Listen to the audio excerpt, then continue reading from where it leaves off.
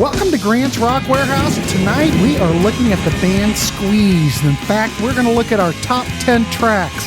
Tom Fox is here tonight, and we are going to get started right now. Talking bands no one talks about. Grant's Rock Warehouse. Welcome to Grant's Rock Warehouse, and tonight Tom Fox is joining me. We haven't seen Tom in a while, but he's back, and we are going to talk the band Squeeze. In fact, we're going to do a ranking video. We don't do that many ranking videos here in the warehouse, but we might be doing more, so stay tuned. But we are going to look at Squeeze's top 10 tracks. So Tom's going to rate his, I'm going to rank mine, and I do want to say before we get started, this was a difficult exercise, Tom, because there's a lot to limit Squeeze to 10 tracks. That's quite a feat, but I was able to do it, though. I do want to say, and I bet you could be very similar to this. My ranking today could change tomorrow. Sure. Yeah. This is my ranking today. And yes, I mean, in the comments, you'll say, well, you didn't list this. Well, it could be there tomorrow, but this is just what we've listed today. And just like I said, to do 10 tracks, that's quite a feat. But anyway, Squeeze, English rock band, came into prominence in the UK. They're considered new wave. Well, they came out in the late 70s and definitely in that new wave period. And that's, you know, for me, that's really the sweet spot, is that the early period as opposed to their later period. But great singles. Cool for Cats, Up the Junction, Labeled with Love. They were all top 10 hits. They had even Paul Carrick was in the band for a while. With Twice, the song Tempted, which probably in the States, everybody knows that song. Well, maybe not the kids today, but Tempted was a big hit and everybody loved it. It's a great song. It made my list, I will say that, because the songwriting and Paul Carrick's vocals, I mean, come on, it's a classic. But anyway, we're going to go back and forth and list our top 10s. We'll go an hour. I'm going to throw it over to Tom. Tom, what's your number 10? Thanks for having me, Grant. Of course. Great being here, and I agree. I had like 33 songs or so that I was debating and going around on this list, and I think some of them we're going to agree. Some of them I think we're probably not going to agree on, but like you said, it's tough. Well, I think I will agree just for the fact that you could have this. We could have done 20 easily, I think. For sure. Yeah. So I will agree. Yeah. Because tomorrow I could change my mind. So I'm not going to give any flack to anything. I like the whole catalog. Well, to some degree, a lot of the later stuff, I don't know. Everybody has that sweet spot. And, you know, these guys were young when they were doing these songs in 79, 80, when they were on fire. You know, everybody's got a certain time period where they're really hot, you know. So, but they still can write songs. They're still writing. They're still writing songs. Yeah, they're still writing. So, all right, Tom, go ahead. Let's hear what's your number 10? I write mine are in order. I don't know if that makes a difference, but I did mine in order, but okay. All right. So my number 10 is from the album, the 82 album, Sweets from a Stranger. Okay. So this was like their fifth album. This was like right before they broke up. Their original lineup broke up, and the album didn't do well, but it actually has some great songs on it. But the one I picked is maybe not one you'd expect, called I Can't Get Up Anymore, which actually isn't on the original release. It was a reissue. It was a song that was put on the first reissue. So I don't know if that counts. Oh, so like the remaster or something? Yeah. So it must have been a B-side, maybe? I don't know. Maybe a B-side? I couldn't find information on if it was ever like released on a B-side or not. But it's just this great, it exemplifies their new wave sound. It's it's got this driving keyboard, which is I think it was like they've had this rotating list of keyboardists. I think this was like Don Snow at this point on the keyboard, who had just replaced Paul Carrick. Sounds about right. Jules, before that. But it's got this like, it's just very synthy. It's hooky as anything, and it's interesting that it's kind of a typical song structure for them, the typical intro, verse, chorus, intro, bridge, but it's different in the way that to me, it's the verse that delivers the hook, not the chorus. It's the synth and this verse that just goes on. And it's of course it's Tilbrook singing, Glenn singing, which that's what 95% of the song. Yeah. Yeah. But so it's kind of a deep cut. Maybe I don't know if it counted because it wasn't on the original release. Oh, it counts just because it's a track. Yeah, It doesn't so matter if it was a single or an album. Doesn't yeah, matter. Just a yeah, song. and like I said, this was like a dark period for the band. Like right before they broke up, there was Mhm. tensions in the band, but like Difford and Tilbrook, they could still write like these like a great tunes. While I think the album's a little uneven, this song to me is made by number 10. So do you think that that record, I know we're gonna go on tangents, Tom. So That's all right. if you don't remember, we do that a lot here. Yeah. Do you think that that's on that album was where the cracks started to form in the band? Where there, because that didn't, I mean, do you think that there's a quality, a less, do you think that there was, what's the word I'm looking for? A decrease in the quality of songwriting on that record or no? I Or is it do. the production? What was it?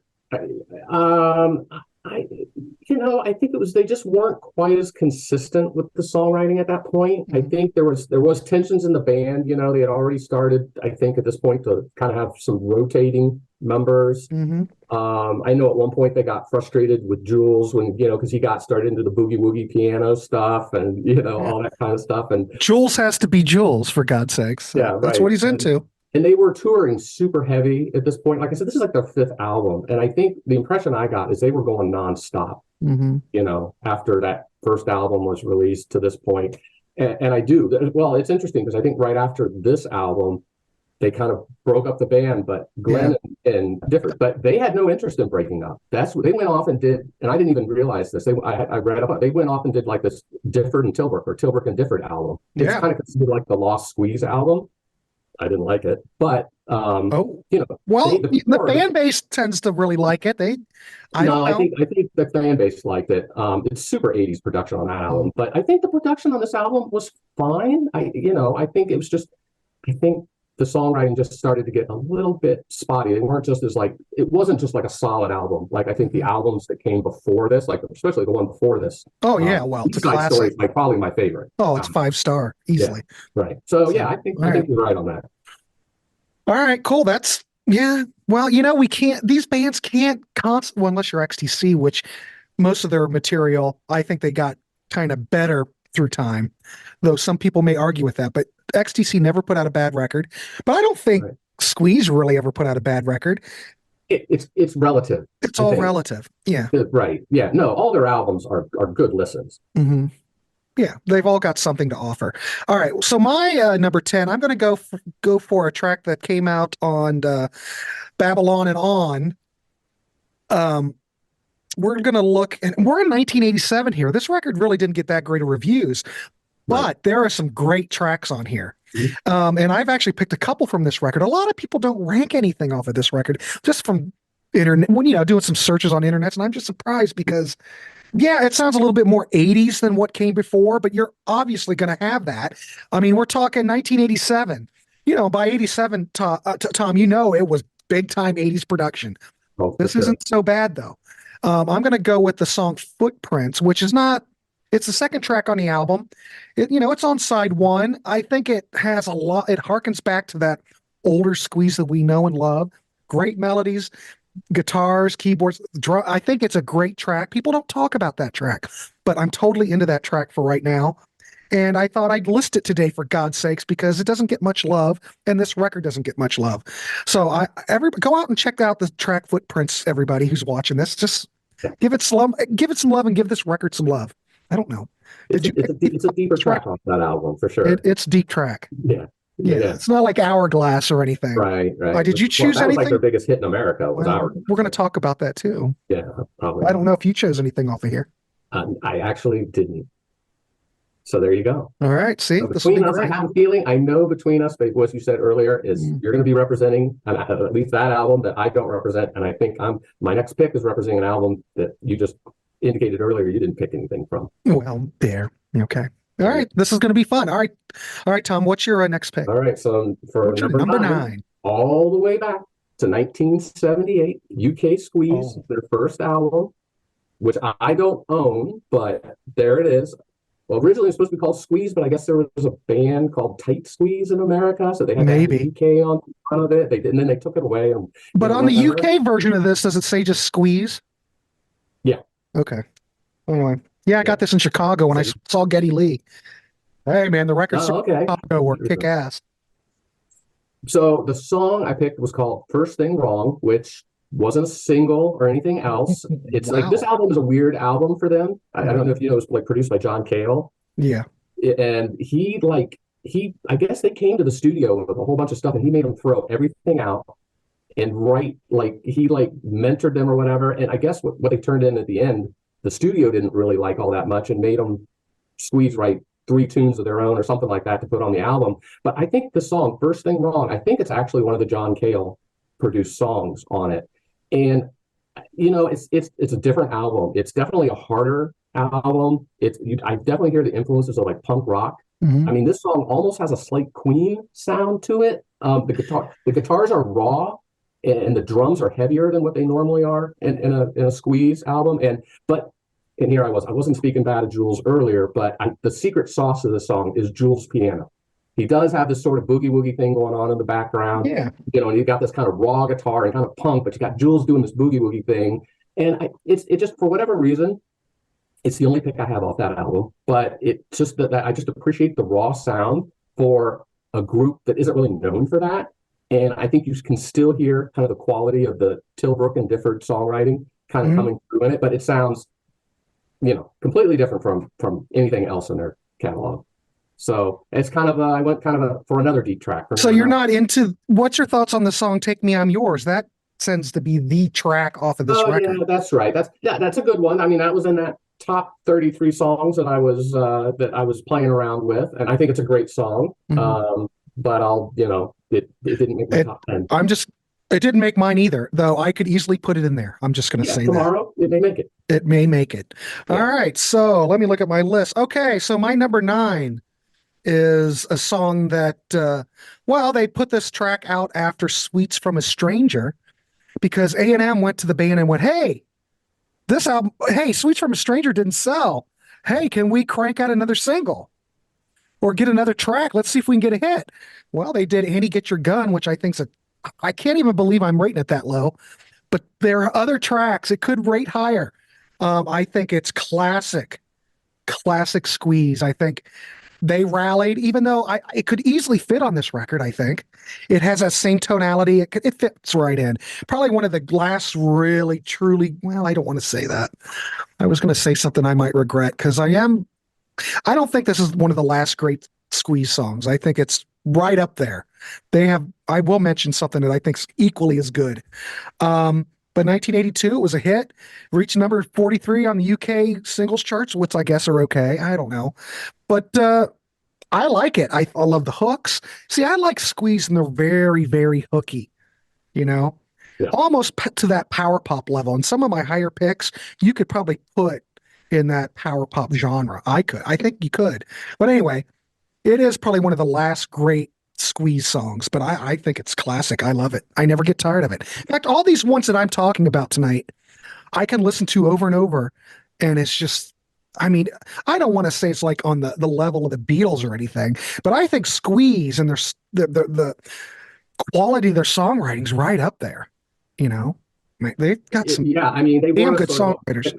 They were sort of created. They were what they labeled briefly as sort of the next McCartney, Lennon. Well, yeah, but I could see that, but they couldn't maintain it, No. And I always thought that was sort of an odd comparison because if anything, the way Chris and Glenn worked, they were more like a Bernie Taupin and Elton John. The way, because Cliff would write, or Chris, excuse me, Chris would write all the lyrics, right? And then he'd hand it over to Glenn, and Glenn would, throw some tunes around it. But to Annie Get Your Gun, that to me is probably one of the best examples of their classic new wave sound. I mean, that's good point. 5-star, 6-star. And we're in 82, so it's still within that new wave period. It is definitely new wave. And when I listen to Squeeze, I kind of miss that new wave edge on the later stuff. But there's the songwriting's so good on some of it, it makes up for it. But yes, you are 100% correct. Total new wave. Love it. It's a classic. I only got it up to number 9, but that doesn't. No, I may have done it a little more justice than you. That's fine. I'll just leave it right there before you'll see in the future here. All right. That's a great pick. Thank you. I try. Yeah. What's your next one? All right. So number 8. Now, this is one I think we're probably, again, I kind of maybe not agree necessarily, but this is like 180 degree from my last pick. This is going way forward in their catalog to 2017. That's at 17. Yeah, like God, I thought you were just going to go to Frank or something. Okay, no, this is like yesterday. Go ahead. The album Innocence in Paradise, or I'm sorry, The Knowledge. The song is Innocence in Paradise. This is like at this point their 14th or 15th album. It's the lead off track. It's definitely different from the early stuff. And like you said, the early stuff, I agree with you, is their sweet period. That's when they're really kind of that sort of that classic new wave, power pop, if you will, kind of sound.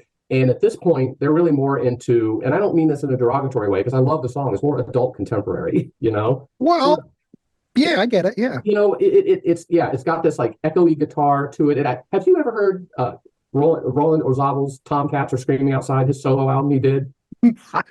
Tom, I didn't even realize he did a solo record. You got to listen to that album. That is a great album. This song, though, could be on that album. God, now I have to write it down. Yeah, I think. What year did that come out? Oh, I forget. Early 2000s, maybe. I did not know he put. I'm familiar with. I think it happened, when Tears for Fears were on hiatus. But it's got this sort of. Well, he's a great songwriter too. Well, of course. But this song actually kind of sounds in that vein of what he was doing on that. The melody is a little more sophisticated, I think, than the new wave stuff. Again, not dissing the new wave stuff, because that's my sweet spot. Absolutely, new wave. Of course. It's kind of a quaint song. I think that it's kind of reflecting on getting older and what life has to offer. So lyrically, I kind of enjoy it, but it's still got that quality. Different Tilbrook songwriting to it. Right. It's not new wave. I think, again, kind of like UK Squeeze, which was very different the opposite way. I think it kind of shows this range of Squeeze that I appreciate. And I appreciate enough to grab one, kind of one later song and late, as you say, in their career. And it's pretty late. It's pretty late. But again, I think it's a testament that those two can still write, in my opinion. Oh, definitely. Yeah. And it's not new wave. It's not their peak period, but they still have something to offer, even at this point in their careers. So that's my number 8. And, I think the album it's a good listen. It's got some stuff. It definitely has some gems on it, even though I don't believe there was any singles off the entire album. I doubt it. I know. No. Yeah. So, but I like it. All right, cool. All right, so my number 8, we're going to stick in that same sweet spot where Annie Get Your Gun was. So I'm going to pick a track off Sweets from a Stranger from 1982. Of course, Tom already picked something off of that. Paul Carrick by this time is gone to do solo work. So we've got, it's pretty much the same lineup, but Paul's gone. But I don't think, the fact that Paul left, I don't think it really affected a whole lot, because there's a lot of great songs on here. Yeah, I think this might be where the cracks started to form a bit, but you have to admit the song Black Coffee in Bed is as good as anything they've ever written. A classic. It's still in that new wave type of feel. It's God, I think it's a class. I probably could have ranked it higher, but I didn't. I mean, it's very Motownish. It's very soul. It's like a soul song wrapped in like a new wave package. But holy crap. I mean, this could have been on East Side Story. I think it could have fit right in. I don't know if it was written during that era, but it really could have fit on East Side Story easily, and you wouldn't blink an eye. So I got like number 51 51 on the UK singles chart's not very high. You would have thought that this would have gotten really hot. I agree. What the hell? Maybe the people are burned out on Squeeze. I don't know. I like it. It's easy. I think it's easily the best song on the record, but it also was the first single off of it. I think it's phenomenal. Blue-Eyed Soul at its best. Blue-Eyed Soul and new wave mixed. It's blended. But you're right, though. It's like a soul. It's the core of it is a soul song. Absolutely. There is something. The same thing about Tempted, though. Tempted to me feels like kind of a soul song. Oh, definitely. That's why like a new wave. These all could have fit on that record. The other thing is that maybe the reason why this fits so well on East Side Story, there's backing vocals from Elvis Costello and Paul Young on here. Right. Which for the when as a kid I didn't even realize that because the video it's you see the band sings the back they're lip syncing the background. And it's like I never and it wasn't until I got much later I realized you don't even really to me you don't even really hear Paul Young so much, but you can definitely hear Costello's And voice. it's just like hearing Elvis Costello and Tempted. Yeah. And Chris is trying to emulate. I mean, in the video, he's lip singing to Elvis's vocal parts. Yeah. Yeah. Right. That's fine. It's okay. It's Right. it's fine. Right. But anyway, I like this album quite a bit. Maybe the cracks are forming. I don't know. But what's so strong on here is strong. So there you go. That would be my number 8. What's your number 7? Excellent one. All right. This one, I'm going to come back and more towards the middle of their career. Okay. Not early, but off their Play album, 1991. Actually, I love this album. I don't know if I even have that. Really? I've got like 5. If I got it, I couldn't find it. I've got this. I've got this. I got a lot of them, but I can't remember. I don't think I've ever bought that one. Yeah, I love it. But the song is The Truth, which it's kind of a deep cut. Again, it was never, to my knowledge, it was never released as a single. It's interesting. This album had a lot of weird guests on it. And I can't figure out if any of those guests were on the song, but this was produced by Tony Berg, who's like Air Supply, Debbie Boone, Amy Mann, Michael Penn, Bruce Hornsby. Bruce Hornsby and Michael Penn were on this album. And oddly, love Michael Penn. McKean and Christopher Guest were on this album. Well, what you got to have Christopher Guest on there. I mean, I don't know. Seems odd. This is like Squeeze's Spinal Tap or something. I don't know. But how much of the Michael Penn stuff do you know? Actually, I know more of his wife's stuff, Amy Mann. Oh, I love Michael Penn. Yeah, Michael Penn's good. I do. I've got all of them. I've got all of them. Really? Oh, yeah. No, I think I have one. Oh God, it's brilliant. It's just because I haven't had time to like. I know. Well, there's only so much you can do. I recommend anything. You could probably find it in the cheapie bin if you can find it, but I would pick up anything by Michael Penn. There's not anything that's weak. I'm just throwing it out there, ladies and gentlemen. I almost feel like this song, The Truth, and the album to a certain degree is influenced by him, though, because this is more of a ballad. It's a ballad kind of in the style of their classic hits. It's definitely slower, pace to it, lower tempo, but it's got this country edge to it. It's got this twangy guitar with this country backbeat to it, and then it's got this string accompaniment in the back of it that's really warm in the chorus, and it's just a beautiful song. To me, it's the highlight of that album. And I think it's interesting that you were talking about Michael Penn. I think he definitely feels like there's an influence of his on, if not the whole album. I think I could almost feel it on this song based on what I've heard from his catalog. Yeah. So so there you go. Number 7, little deep track, kind of middle career for them. Wow, you are going deep tonight. Holy that stops pretty soon. But okay. Yeah. All right. So my excellent choice. Hey, it's all good. All right. My number 7 is Cool for Cats, which came on the 1979 second album. And this is the rare lead vocal performance from Chris Difford. And I like it because it's that whole Cockney thing. And it just sounds very, European, very UK oriented. And it's catchy. And I think this is like one of their biggest singles in the UK. I think it got up to like number 2. I don't think it did anything here in the States. Nothing in the States. I love his vocal delivery, and I think it's perfect for the track. It's catchy. I don't know. What else can I say about it? It's just absolutely. They did perform it on Top of the Pops back in the day. Did they? Yeah. And that's still the whole original lineup in the band. Yeah. Yeah. But you have to admit, though, I know we all talk about East Side Story being so great. This is a great record. Yeah, I love it. I mean, the whole thing. One of my favorite albums of theirs. Whole thing is top notch. I'm pulling out Cool for Cats, but I pull out something else, so we're okay. But it is. I think it deserves to be the single, and I think Chris did a wonderful job on it. Perfect. It's perfect because it wouldn't have been the same had Glenn sang it. Not at all. So even though Glenn's got great tonality to his voice, sure. You know why he sings 95+% of their songs. It's great every once in a while when they turn the mic over to Chris or Jules or Paul Carrick, when he was in the band. So every once in a while, it's interesting how they do that. And I agree with you. It's such a British song. It's very British. Yeah. So there you go, ladies and gentlemen. That would be, what was that? My number 7. Cool. whatever. I don't know what we're at. I get, Tom, I get on these shows and then I go, I need people to keep track of what the hell's going on. Is that the song that has the line, she has tassels on her whatsits? Oh, I think it may be. Sometimes his lyrics are just too good. But anyway. yeah, he's great. Yeah. It's perfect. It's a perfect track. I could even rated it higher. I like it so much. But whatever, it is where it is. All right, Tom, what's your next one? Good. All right. Well, number 6 is one that you've already selected off of Sweets from a Stranger, Black Coffee in Bed. Yeah.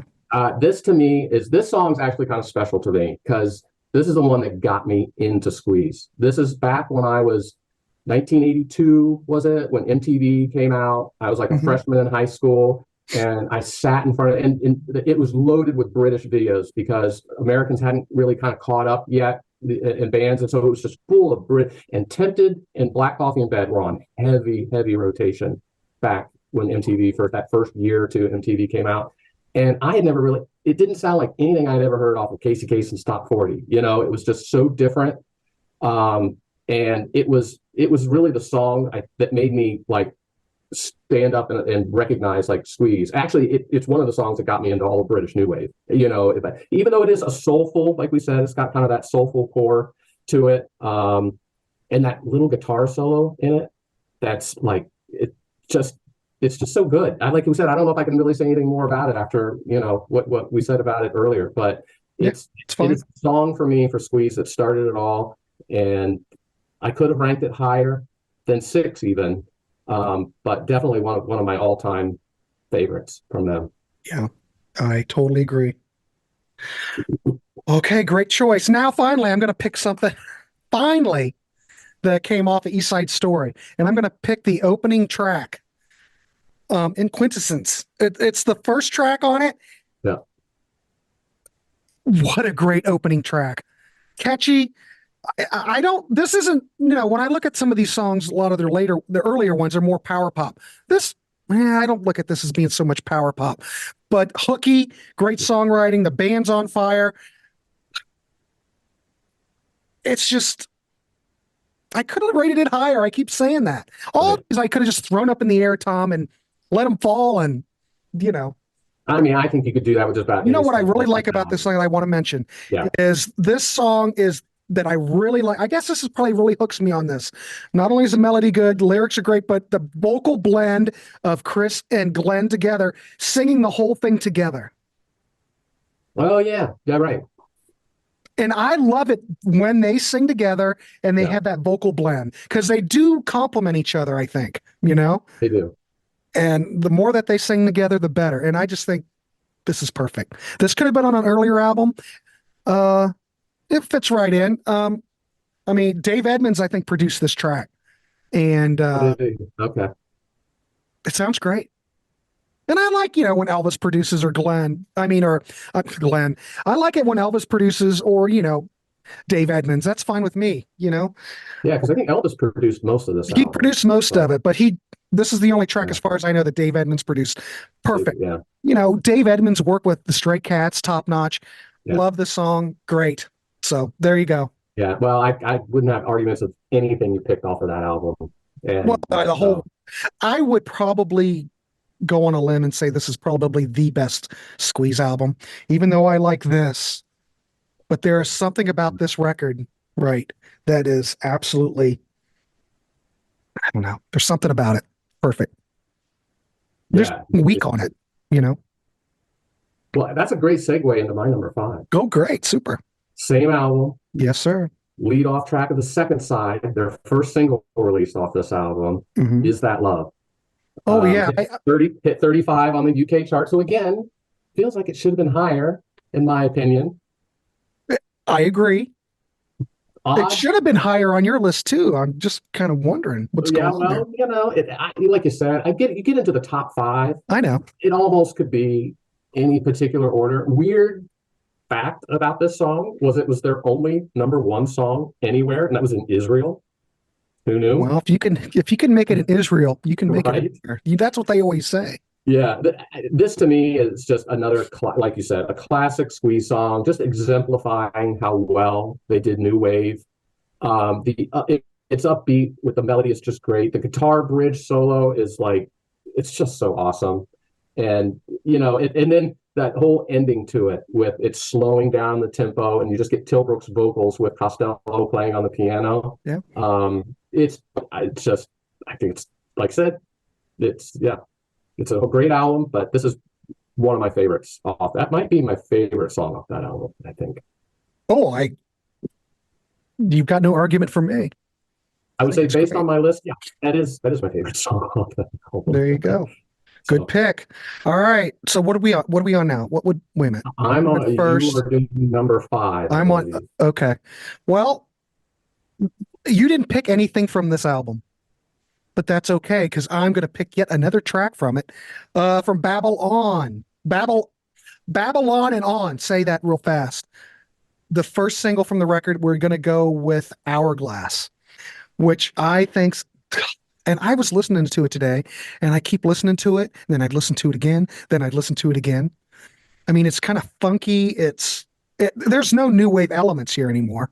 Mhm. There's something catchy and something seductive about the song that just brings you in. And it's a great single. It's probably didn't we say that before? This was like their biggest single in the United In States. the United States, it was their biggest. Number It came 15. out when we were like in college. I mean, I remember it hit the college radio, and it just Played it, and they played it nonstop. It's like Yeah. a return to form, I guess. right.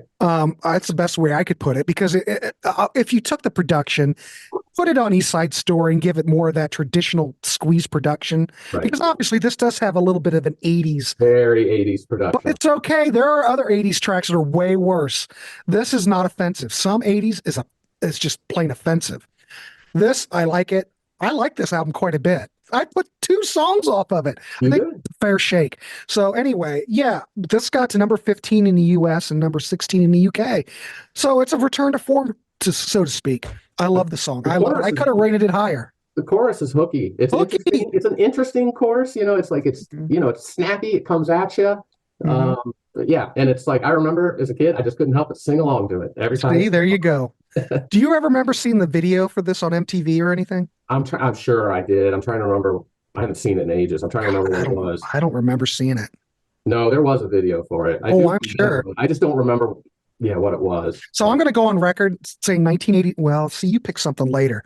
I think this is like one of the greatest, and people don't talk about it so much. They always talk about everything that's on 45s and under, like, that's all golden.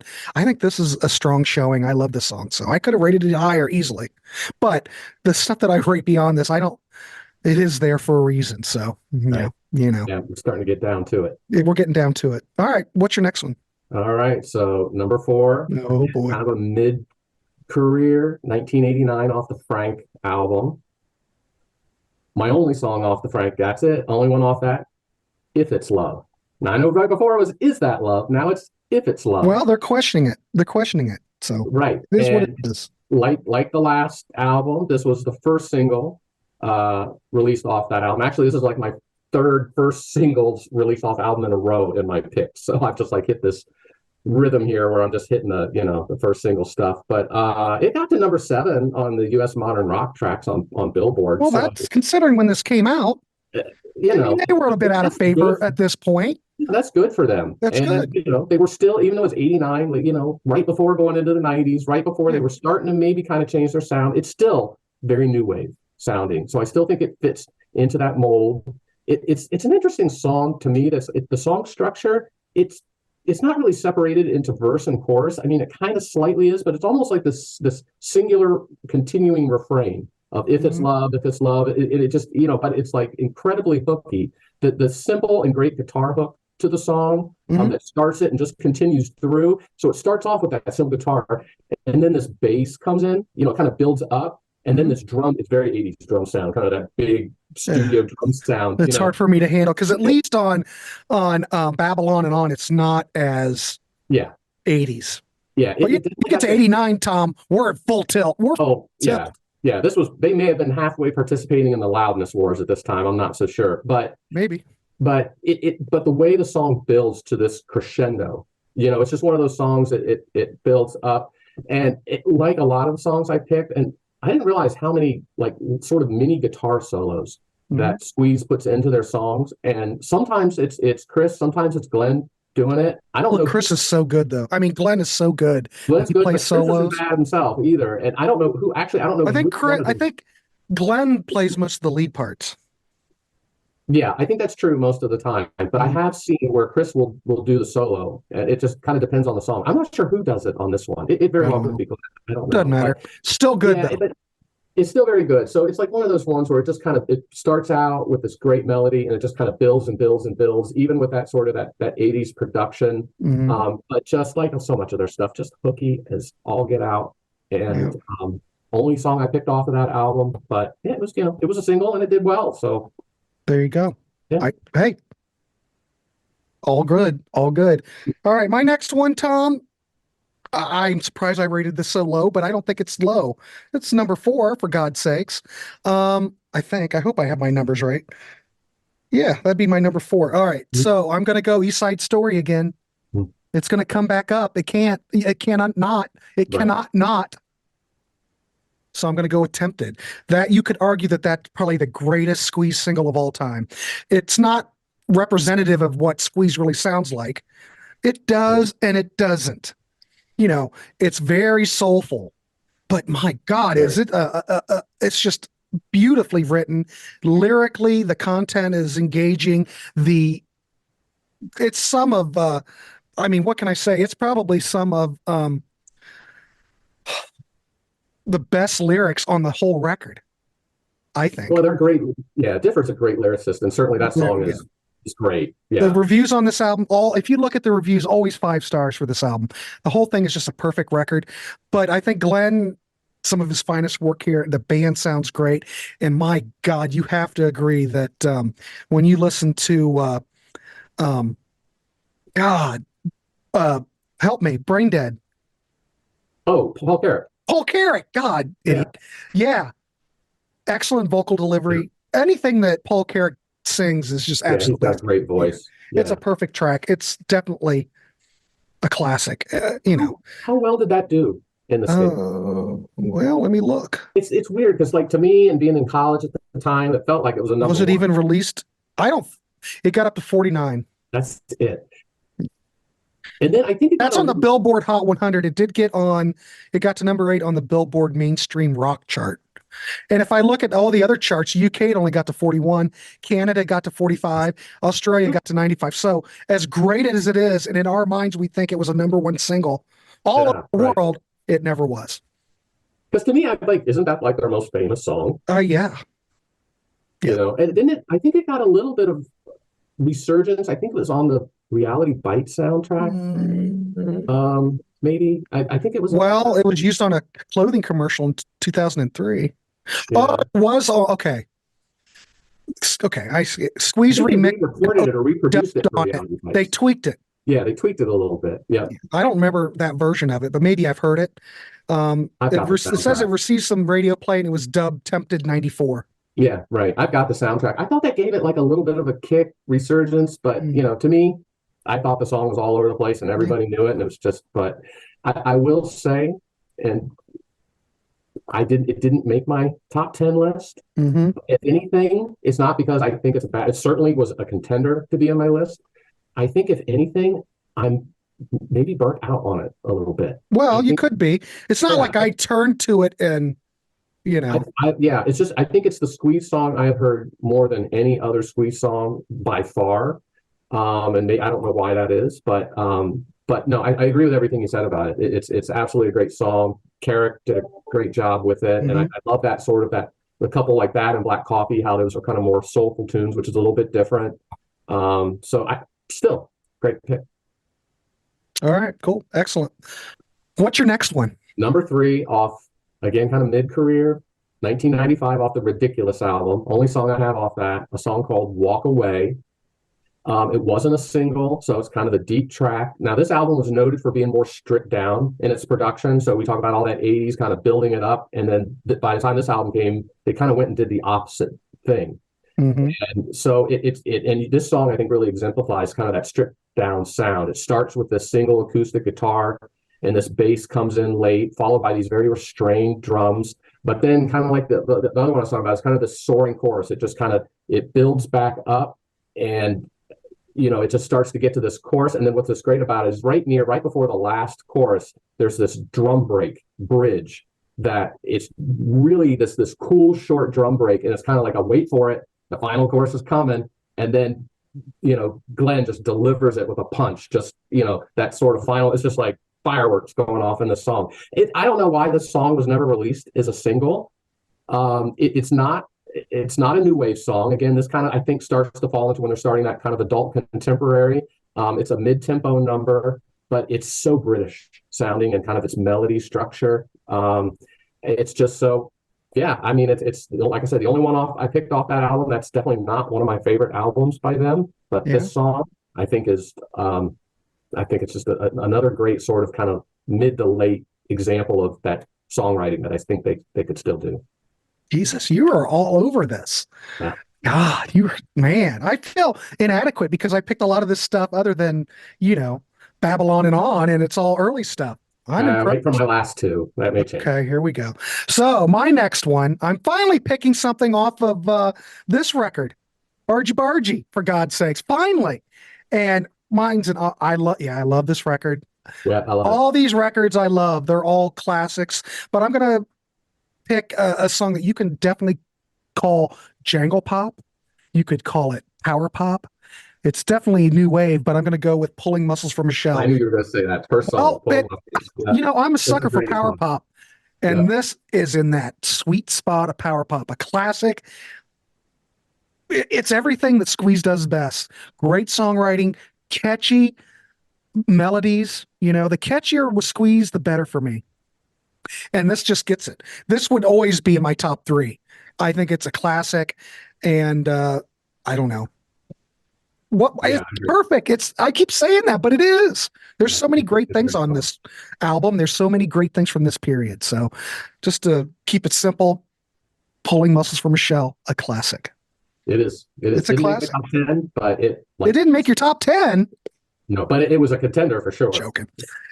Hey, Tom, all your picks are, hey, I don't have any issues. They could easily be in mine. So there you go. There you go. So what's your next one? Number 2 is one we've already talked about that you picked, but I ranked it where I think it should have been ranked. Mm-hmm. Number 2 is Annie Get Your Gun. Yeah, I could see that. That to me, it's just such an amazing song. I mean, it's got, again, we talk about new wave and how good they are. It starts with this really trippy bass line, and then it kicks into this driving beat, and then you got Chris doing this punctuated staccato rhythm, in it that just becomes the highlight of the song. And Tilbrook's vocal performance on this song, it's so, I mean, I love his tonality, I love his voice, but in this one, I noticed he's really started bending his notes, the way he's singing. It's like more than usual. And I read a later quote by Chris Difford, commented that he actually doesn't think it's that great of a song, which is nuts to me, but he said it was a great vocal performance by Glenn. So, so anyways, it also didn't do well. I think it was hit 43 on the UK charts. Yeah. But I think it's great. And I guess it's become a consistent number. They always play live, and it's on like just about every compilation album that they've put out, which I think is a testament to its quality. It's just a great song. Agree. Yeah, I can't argue with that. No. Super. That's my number 2. That's good. Okay. Well, my number 2. Oh boy. God, Grant. This is yet in that same sweet spot as Pulling Muscles from the Shell. We're going to go with Is That Love? Yeah. Power pop. It's kind of like a cousin to Pulling Muscles. Everything I said before. Melody, catchy as hell, great jangly guitar, and I love it. I think it's a classic. It was my number 5. Yeah, so that says something right there. Right. But I think what you said, you covered it pretty well. What more can I add? It's my number 2, and I think it would always be there because, my top 3. The other ones could fluctuate. Right. My top 3 are my top 3. I can say that. So yeah, that's so there you go. All right. Well, now we're really down to it, aren't we? Yeah, I can imagine. I wonder what your number 1 is because there's something that you and I haven't mentioned. Yeah, I wonder if we're going to hit the same one. I was wondering the same thing. You know, other lists that I saw in here mention this song, but maybe not as high. But I think it's the. Go ahead. What? Yeah, I agree with you. To me, this is the I don't know, but we haven't mentioned it yet. quintessential Squeeze song. This is off the 1980 Argy Bargy album. Yes. It was the first single released. Yes. Another Nail in My Heart. No, that's not what I That's picked. not yours. No. All right. Yeah. This was like their biggest hit at the time when it came out for them. It peaked at 17 on the UK chart. I can't believe you didn't even pick this. God dang. I'm not judging. This is what's so fun about doing these ranking videos. You know, this one is such an obvious. Well, maybe not. Go ahead, Tom. Sorry. I'm interested to hear what you pick. Worked up. This to me is just another outstanding new wave classic. It's it's edgy, catchy melody. It's got this punchy bass riff. And these maracas, for God's sakes. Yeah. You know, I mean, it's the guitar solo, which is Glenn in this, is really unique. It comes in right after the first chorus, and it's just different lyrics are like so many. They're very lyrical. It's so great. You know, it just the whole thing about the broken relationship. But I mean, everything, the lyrics, the tune. To me, this is at this point in time, at this day, this hour, this is my favorite Squeeze song. Okay. I love this song. Well, I didn't pick that. Yeah, now I'm really interested. But this is my number. This would always be my number one. So we're going to go off the third single from Cool for Cats. Ooh. And that would be Up the Junction. Oh, that's a good one too. Did you make my top 10? I know. God, I love this damn song. This is my favorite. This is my whole favorite because, you know, kind of goes through their life and talk pregnancy and they talk just it's a great story song. Huh? It's a great story song. It's a great story song. And I think I dig everything about it. I dig the production. I dig the lyrical content. For one, I think it's some of Chris's best work, no doubt. Yeah. This got to number 2 in the UK. They loved it over there. Of course, it didn't do anything here. Right. I think I'm going to agree with you lyrically. God, it's probably great. my favorite Squeeze song because it tells us like this beginning love, you know, and then the challenges that come after that, and like this quote where she dealt out the rations with some of our other passions. I said, "You're a lady." Perhaps she said, "I may be." I know. It's just. I mean, it's just the guy. I'm just telling you, he's brilliant. He is. He's brilliant. So, that's my number one. That's a great. Again, it was on my contender list. It just didn't crack my top 10. I just think it's so great, and it's new wave. Yeah, I love the whole sound of this record. Producer Squeeze and John Wood produced it, but I like that sound of this record because it does hone in to that power pop new wave element. You know, Cool for Cats definitely has its own kind of slightly unique sound to it from their other albums. I agree. It's like no other album sounds quite like it. Right. So I love it. That's a great pick, though. That's fun. I like that, you know, we have some overlap there, but it was cool that, you know, some of the stuff was just different. Yeah, it was totally different. You never know where one's going to end up on these things, but there you go. Well, I guess we did it, Tom. We ranked it, but like I said, our rankings could change, you know, but we can agree that people should probably go out there and check out some Squeeze. Check out the catalog, see what you like. In the comments, please let us know what you like. Are we on or our list bogus? I don't know. Let us know how our ranking was and tell us what you like on the Squeeze catalog. So there you go. We will have Tom back. We will be doing something else, but I don't know what, but I'm sure something. I'm sure Tom's got some ideas. Yeah, it was a lot of fun. Yeah, look forward to it. Well, we'll do something. All right, ladies and gentlemen, please like, subscribe. You know the whole routine here. We like to keep it loose. We just like to talk about bands no one's talking about, and who in the right mind's talking Squeeze. Not very many people. But we here are on Grant's Rock Warehouse. So I want to thank Tom Fox for coming on. It's nice talking to you. We will have Tom back. God, like I said, God knows what we're going to talk about, but it will be good. So we'll see you on the next one. Everybody have a great day. Thank you.